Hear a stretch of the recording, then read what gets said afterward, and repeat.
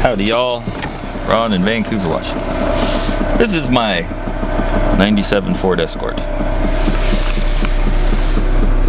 Ford Escort. See, if you hear a little clicking sound,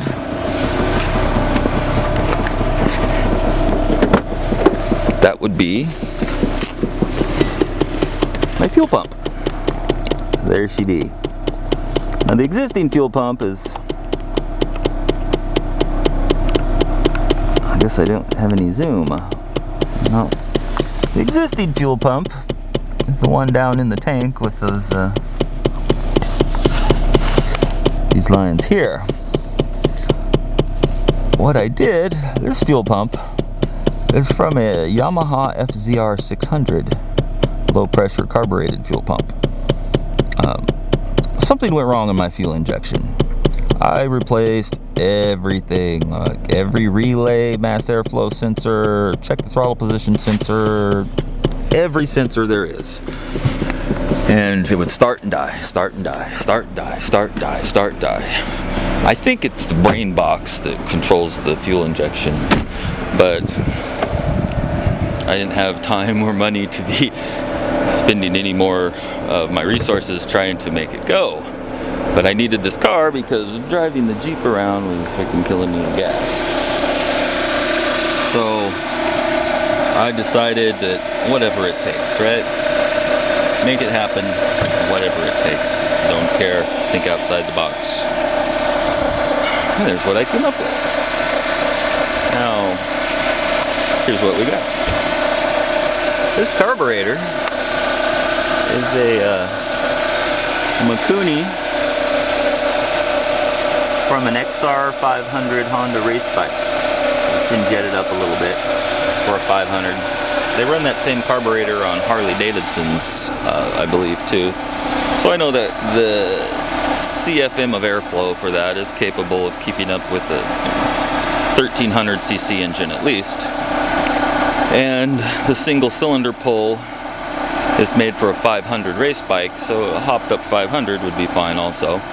This is a 1.9 liter, which is 500 cc's approximately per cylinder. Oh, check out this hero. What a fucking hero. He's protecting your future, you see.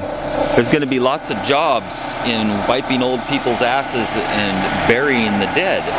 That's a different story. So, what do we got? Put this plastic here to plug off the vacuum. This controls the idle via a vacuum leak in the original setup. Plugged it off. That plastic is just plugging off the port so that air can't go through. I also disconnected the EGR. That's just circled back around. It just so happens that the air tube to the mass airflow sensor was the same size around as the air horn on the carburetor. So, with a small rubber grommet and a strap, this carburetor is strapped into the intake of the throttle body for the original fuel injection that wouldn't cooperate. And then the cable ran over here and clamped to the back of the head, is clocked with the original throttle body, because at first I was going to pin the throttle body open and just use the carburetor, but that would throw all the sensors out of whack because it would think the throttle was wide open, or I'd have to disconnect the TPS and then that would also give it an error. What I ended up with, when I saw that fit on there, this fit on there, and I could just bring this cable over here, I clocked the cable to the other side here so that this throttle plate is just a hair more open than idle. And the carburetor's just beginning to open. So the sensors are all getting correct readings, basically. And as this is opened, as that opens up, it opens the carburetor as well. And my check engine light went off. The exhaust doesn't even, smells like a brand new car now. has that kind of odd smell you get from the catalyst, but it's not a catalytic converter smell. It's running really super clean. It's getting better gas mileage. It has more power. When you stand on it, it pulls red line much better now and gets better mileage. So yeah, Mikuni motorcycle carburetor. Stuffed it in the intake, clocked this. I raised the needle to its highest setting because it is a car engine. It's going to need more fuel than a motorcycle. And hooked this up. Mass airflow sensor is still working.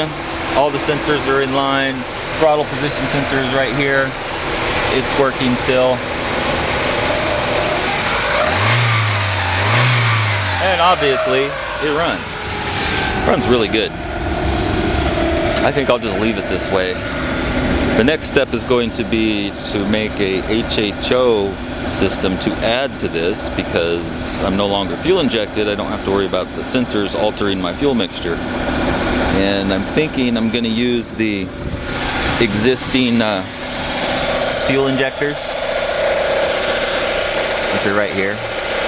So they're going into the port, and they're opening and closing, I believe. Well, maybe. I don't really know. But they're timed for each port. Why don't I make an HHO cell that has its brown gas put into the old fuel lines and then injected into the motor via the injector? That's the plan. I want to get this baby up over 100 miles a gallon. Impossible is nothing. Know anybody with COPD? Cancer? Failing glands? Hyperthyroidism? Is there anybody you care about?